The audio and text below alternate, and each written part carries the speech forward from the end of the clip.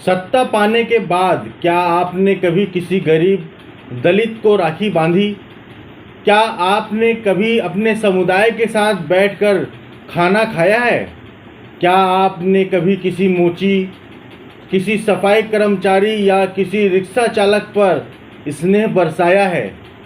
ये सब राजनीतिक स्टंट लग सकते हैं, लेकिन ये सब मायने रखते हैं।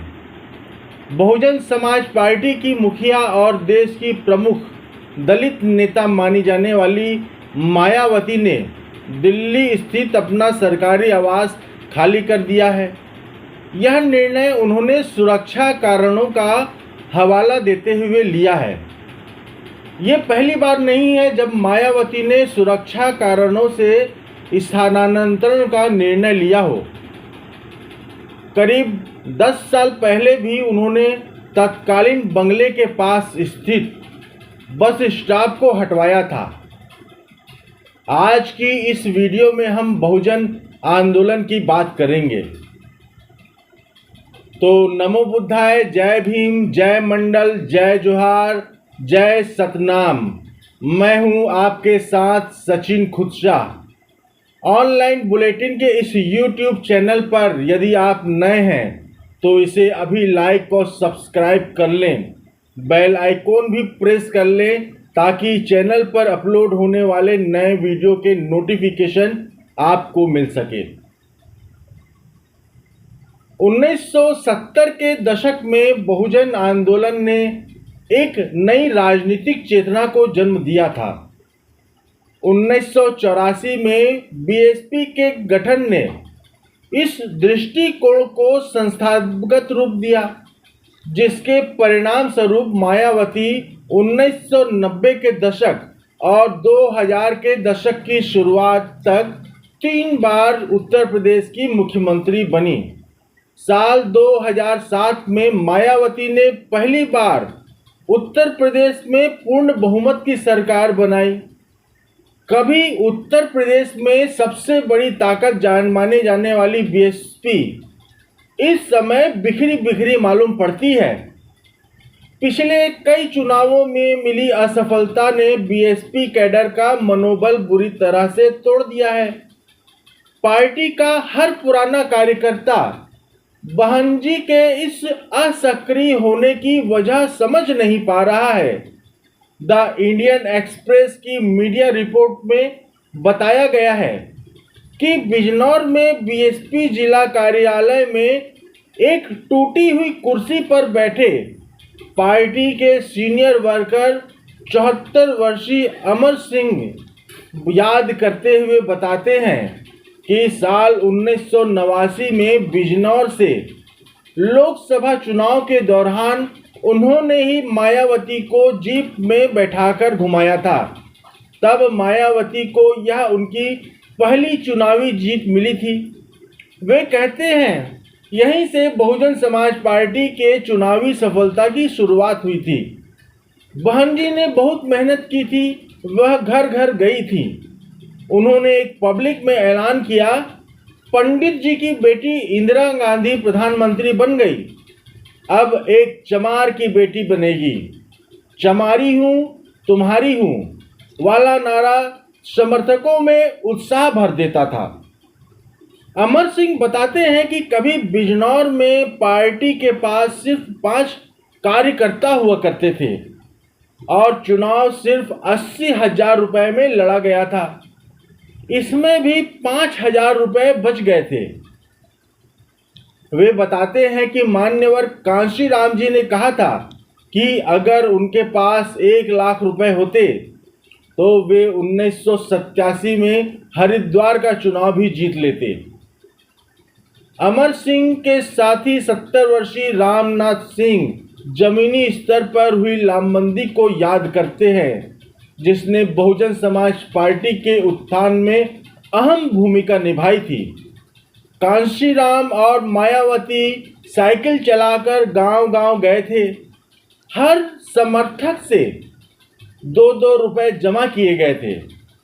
वो बताते हैं कि बिजनौर में एक भी गांव ऐसा नहीं था जहां मायावती रात में ना रुकी हो। 1970 के दशक में बहुजन आंदोलन ने एक नई राजनीतिक चेतना को जन्म दिया था। 1984 में बीएसपी के गठन ने इस दृष्टिकोण को संस्थागत रूप दिया, जिसके परिणाम स्वरूप मायावती 1990 के और 2000 के दशक के शुरुआत तक 3 बार देश के सबसे बड़े सूबे उत्तर प्रदेश की मुख्यमंत्री बनी। साल 2007 में मायावती ने पहली बार उत्तर प्रदेश में पूर्ण बहुमत वाली सरकार बनाई। पार्टी ने विधानसभा चुनाव में 206 सीटें जीती और फिर 2009 के लोकसभा चुनाव में 21 प्रत्याशियों ने पार्टी का झंडा बुलंद किया। इस जीत के पीछे मायावती की सोशल इंजीनियरिंग, दलितों, गैर यादव, ओबीसी, ब्राह्मण और मुसलमानों का गठजोड़ बताया जाता है।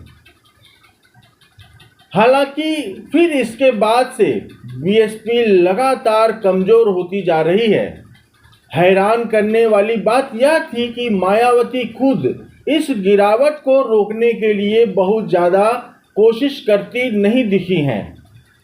अधिक हैरानी वाली बात यह है कि मायावती ने अपनी पार्टी के कई लोगों को सिर्फ बोलने के कारण निकाल दिया।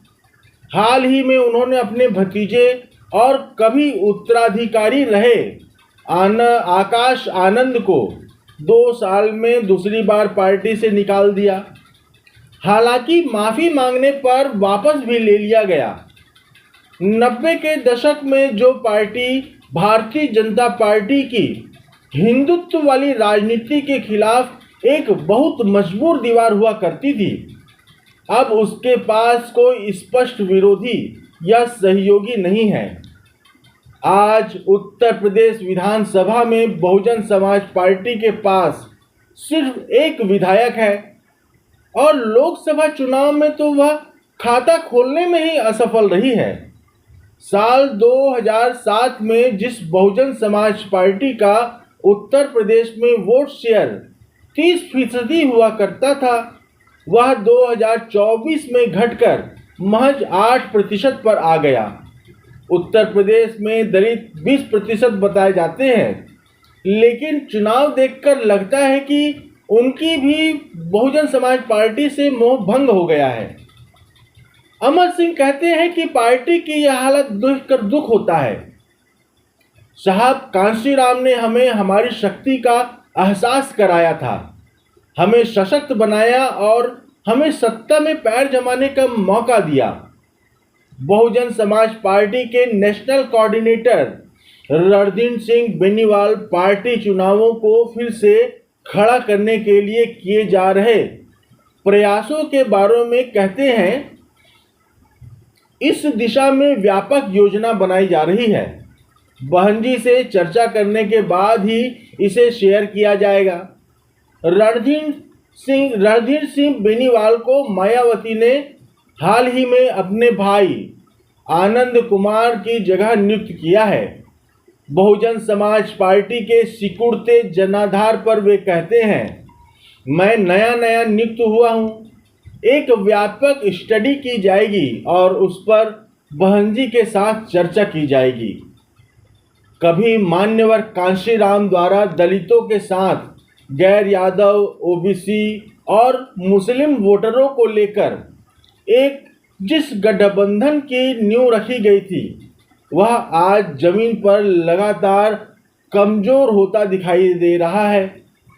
बहुजन समाज पार्टी के मजबूत होने में गैर यादव, ओबीसी मतदाताओं की बड़ी भागीदारी थी, लेकिन अब वे दूसरे दलों की तरफ चले गए हैं। कभी बहुजन समाज पार्टी में रहे और बीएसपी द्वारा बढ़ाए गए बाबू सिंह कुशवाहा, स्वामी प्रसाद मौर्य, ओम प्रकाश राजभर और डॉक्टर संजय निषाद जैसे नेताओं ने या तो अपनी पार्टी बना ली है या फिर वे भारतीय जनता पार्टी के साथ चले गए हैं। नगीना यानी बिजनौर के ठीक बराबर वाली लोकसभा में बीएसपी के नेता रहे हरज्ञान सिंह प्रजापति कहते हैं, ओबीसी में अलग से राजनीतिक चेतना नहीं है। मान्यवर कांशीराम के आंदोलन ने इस खाई को पाट दिया था, लेकिन सत्ता में आने के बाद पार्टी ने धीरे धीरे उन्हें दरकिनार करना शुरू कर दिया और शशांक शेखर जैसे जाट सत्ता के केंद्र बन गए। बाबू सिंह कुशवाहा जैसे लोगों की कोई सुनता नहीं था। पार्टी में ओबीसी कार्यकर्ताओं को अपना काम करवाने में दिक्कत होती थी, इसीलिए वे समाजवादी पार्टी और बाद में भारतीय जनता पार्टी में चले गए।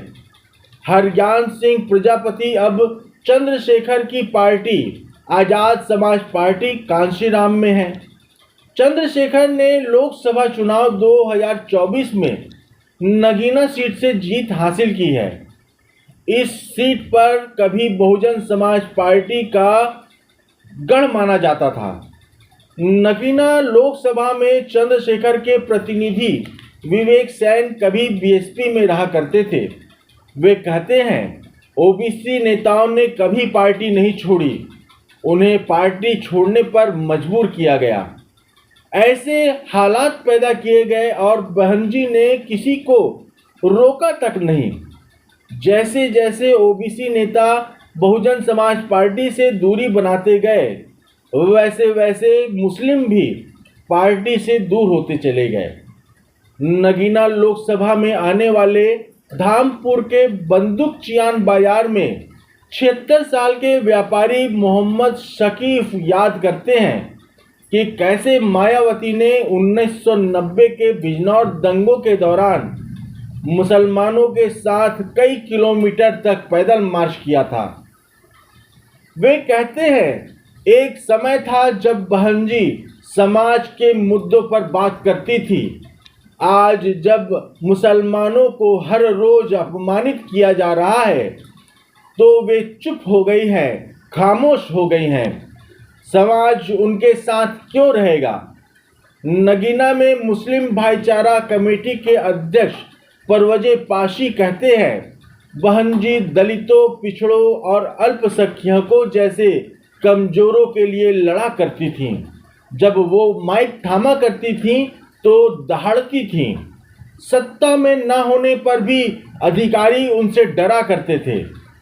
बाद में बहनजी ने पार्टी बनाने वाले लोगों को ही नज़रअंदाज करना शुरू कर दिया।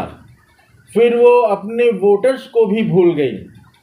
दलितों में मायावती के रुख पर नाराजगी देखी जा सकती है। बिजनौर के अदोपुर गांव के प्रधान जोगिंदर सिंह कहते हैं, जो लोग खुद को कटा हुआ महसूस करते हैं वे अब खुलकर नहीं बोलती, ना ही उनके नेता समुदाय से मिलते हैं। अगर आप लोगों से जुड़ेंगे ही नहीं तो वोट की उम्मीद आप भला कैसे कर सकते हैं? अगर मैं गांव के लिए कुछ नहीं कर पाया तो लोग नया प्रधान तलाश करेंगे। इससे कोई फर्क नहीं पड़ता कि मैंने पहले क्या किया है। जोगिंदर सिंह दावा करते हैं कि गांव में दलितों का एक वर्ग अब भारतीय जनता पार्टी की तरफ जा चुका है। वो कहते हैं, बीजेपी के पास संगठनात्मक ताकत है। हम पहले आरएसएस के बारे में सुनते थे, लेकिन अब उनका गांव में दफ्तर है, वे शाखाएं लगा रहे हैं। बहुजन समाज पार्टी क्या कर रही है? नगीना लोकसभा का हिस्सा धामपुर तहसील में आने वाले गांव जैतारा में 50 वर्षीय दिहाड़ी मजदूर मुकेश कुमार सिंह कहते हैं कि उन्होंने पूरी जिंदगी सिर्फ बहुजन समाज पार्टी को वोट किया है, लेकिन वे अपनी निराशा नहीं छुपाते हैं। मुकेश कहते हैं कि बहनजी ने हमारे सम्मान के लिए बहुत कुछ किया है, इसलिए मैं सम्मान की वजह से उन्हें वोट देता हूं। लेकिन समुदाय बहुजन समाज पार्टी से दूर होता जा रहा है। उन्होंने हमारे लिए हाल ही में क्या किया है?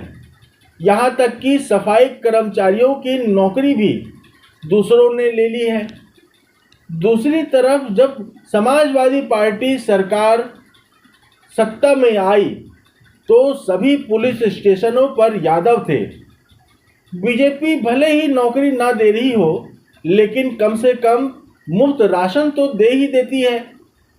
लखनऊ में रिजर्व मोहनलालगंज विधानसभा सीट में आने वाले जलालाबाद गांव में 30 वर्षीय किसान और मजदूर राकेश कुमार कहते हैं कि 2012 में सत्ता खोने के बाद से ही बीएसपी गायब है। वे कहते हैं, हम यहाँ सपा और बीजेपी के नेताओं को देखते हैं, बीएसपी को शायद ही कभी देखते हैं। अगर कोई पार्टी सत्ता में आने की कोशिश नहीं करती है तो भला दलित उससे क्यों जुड़ेंगे। हर कोई सत्ताधारी पार्टी या ऐसी पार्टी के साथ रहना चाहता है जिसमें जीतने की संभावना हो। वे आगे कहते हैं कि उनका परिवार जो परंपरागत रूप से बीएसपी का समर्थक है, अब भारतीय जनता पार्टी को वोट देता है। वे कहते हैं कि बीएसपी की जीत के लिए काम करना वोटरों की जिम्मेदारी नहीं है, यह पार्टी नेताओं की जिम्मेदारी है। बीएसपी के कुछ नेता और कुछ पूर्व नेताओं का मानना है कि जमीन से मायावती की लगातार बढ़ती दूरी ने पार्टी का पतन का कारण बन रही है। वो मानते हैं कि महत्वपूर्ण मुद्दों पर चुप्पी और वंशवाद की राजनीति को अपनाना भी इसकी एक बड़ी वजह है। इनके अलावा नरेंद्र मोदी के नेतृत्व में हिंदुत्व की राजनीति का प्रभाव एक बड़ा एक्सटर्नल फैक्टर है। बहुत सारे पूर्व बीएसपी नेताओं का मानना है कि टिकटों की बिक्री एक बड़ी वजह है। कभी बहुजन समाज पार्टी में रहे ओमपार बालियान कहते हैं, बहनजी ने पार्टी को बाजार बना दिया। लोकल नेता और कार्यकर्ता 5 साल तक पार्टी की जमीन तैयार करने में जुटे रहते, घिस घिस कर काम करते, लेकिन जब चुनाव आते हैं तो बाहर से पैसा वाले किसी व्यक्ति को टिकट मिल जाता है। यह निराश करने वाला था। ओम प्रकाश बताते हैं कि जब वो 9वीं क्लास में थे तभी बहुजन समाज पार्टी से जुड़ गए थे। उनके पिताजी ने कांशीराम जी के साथ काम किया था, लेकिन अब वो चंद्रशेखर की पार्टी में हैं। बिजनौर में बीएसपी के पार्टी दफ्तर पर एक पार्टी कार्यकर्ता कहते हैं, पहले बहनजी ओबीसी, ऊंची जाति या मुस्लिम को टिकट दिया करती थी। यह इस बात पर निर्भर करता था कि उम्मीदवार को अपने समुदाय में कितने वोट मिले हैं। इसमें दलित वोट भी जोड़ दे तो उम्मीदवार चुनाव जीत जाता था। इसके अलावा पार्टी के कुछ नेता मायावती के पहुंच से बाहर होने की भी शिकायत करते हैं। उनका मानना है कि साल 2023 की शुरुआत में पार्टी ने एक ऐसी व्यवस्था की शुरुआत की जिसमें कुछ वरिष्ठ पार्टी नेता पार्टी सुप्रीमो तक पहुंच को नियंत्रित करते थे। वे कहते हैं कि इस सिस्टम की वजह से ही कई कद्दावर नेता बहुजन समाज पार्टी को छोड़ गए, जिनमें नसीमुद्दीन सिद्दीकी जो अब कांग्रेस में है, आर.के. चौधरी, राम अचल राजभर, लालजी वर्मा, इंद्रजीत सरोज वे अब समाजवादी पार्टी में हैं, और स्वामी प्रसाद मौर्य राष्ट्रीय शोषित समाज पार्टी के अध्यक्ष हैं। गौतम बुद्ध नगर में स्थित मायावती के पैतृक गांव बादलपुर में रहने वाले बीएसपी के समर्थक दयानंद सिंह कहते हैं कि कुछ समय पहले गांव के कुछ बुजुर्ग गांव की समस्याएं लेकर मायावती से मिलने लखनऊ गए थे, लेकिन मायावती मिली ही नहीं। दयानंद के पड़ोसी संदीप सिंह बताते हैं कि पिछले 15 सालों में मायावती ने एक बार भी अपने गांव नहीं आई है। वो कहते हैं कि समाजवादी पार्टी नेताओं को देखिए, वे अपने गांवों में रहते हैं। ओमपाल बलियान कहते हैं कि ऐसा हमेशा नहीं होता। वे कहते हैं बहन जी कभी कार्यकर्ताओं को बहुत महत्व दिया करती थी। नसीमुद्दीन सिद्दीकी बाहर बैठे होते और वे बिजनौर के कार्यकर्ताओं से मिला करती थीं। हालांकि 2007 की अभूतपूर्व सफलता के बाद मायावती ने ब्राह्मणों को लुभाकर न सिर्फ पार्टी की विचारधारा से छेड़छाड़ की, बल्कि जमीनी स्तर से भी कट गईं। सत्ता पाने के बाद क्या आपने कभी किसी दलित को राखी बांधी? क्या आपने कभी अपने समुदाय के साथ बैठकर उनके साथ खाना खाया है? क्या आपने कभी किसी मोची, किसी सफाई कर्मचारी या किसी रिक्शा चालक पर स्नेह बरसाया है? ये सब राजनीतिक स्टंट लग सकते हैं, लेकिन ये सब मायने रखते हैं। बादलपुर गांव के संदीप सिंह कहते हैं कि परिवार के सदस्यों को पार्टी के वफादारों की जगह चुनने से कार्यकर्ताओं में खासा असंतोष पैदा हुआ है। वे कहते हैं कांशीराम को मायावती को नियुक्त करने में कभी कोई डर नहीं लगा, लेकिन चंद्रशेखर आजाद को लेकर मायावती में असुरक्षा महसूस हुई। इसके बजाय मायावती ने अपने भतीजे आकाश आनंद को चुना, जिसने कभी दलितों के गांवों में कदम तक नहीं रखा। लखनऊ में रहने वाले बहुजन समाज के एक सीनियर कार्यकर्ता कहते हैं, मैं तब चुप हो जाता हूं जब वोटर मुझसे पूछते हैं कि मायावती भारतीय जनता पार्टी के प्रति इतनी नरम क्यों है। वह कभी भी बीजेपी सरकारों की विफलताओं पर हमला नहीं करती हैं, बल्कि विपक्ष को निशाना बनाती हैं, और जब वह बीजेपी का जिक्र करती है तो बेहतर शासन के लिए उन्हें सुझाव देती है। इससे पार्टी में गलत संदेश जाता है। वे कहते हैं कि सीतापुर में बीजेपी के खिलाफ भाषण देने पर आकाश आनंद को मायावती ने फटकार लगाई। इससे पार्टी कैडर और वोटर भ्रमित हो गया है। वो कहते हैं आकाश बीएसपी के एकमात्र ऐसे नेता थे जो बीजेपी से लोहा ले रहे थे। उन्हें पार्टी से निकालने से यह सीधा संदेश गया है कि बहन जी किसी न किसी तरह की दबाव में है। ओमपाल बलियान कहते हैं आप इतनी डरी हुई हैं कि आप बाहर ही नहीं आती, आप बोलती नहीं हैं। आज भी अगर मायावती सामने आकर बीजेपी को चुनौती दे तो पूरा का पूरा समाज उनके पीछे खड़ा हो जाएगा। उन्हें किस बात का डर है? किसी में हिम्मत नहीं है कि उन्हें छू सके। बीएसपी के पतन के साथ ही दलितों की राजनीति में चंद्रशेखर का उदय हो रहा है। धामपुर में पूर्व बीएसपी विधायक रामेश्वरी देवी के घर के लिविंग रूम की दीवारों पर दलित महापुरुषों ज्योतिबा फुले, छत्रपति शाहू जी महाराज, संविधान निर्माता डॉक्टर अंबेडकर, मान्यवर कांशीराम और हाल ही में शामिल हुए चंद्रशेखर आजाद की तस्वीरें लगी हैं। पहले यह जगह मायावती की हुआ करती थी। साल 1989 में मायावती ने नगीना लोकसभा सीट पर जीत हासिल की थी। रामेश्वरी देवी तब बहुजन समाज पार्टी के टिकट पर नगीना विधानसभा सीट जीती थी।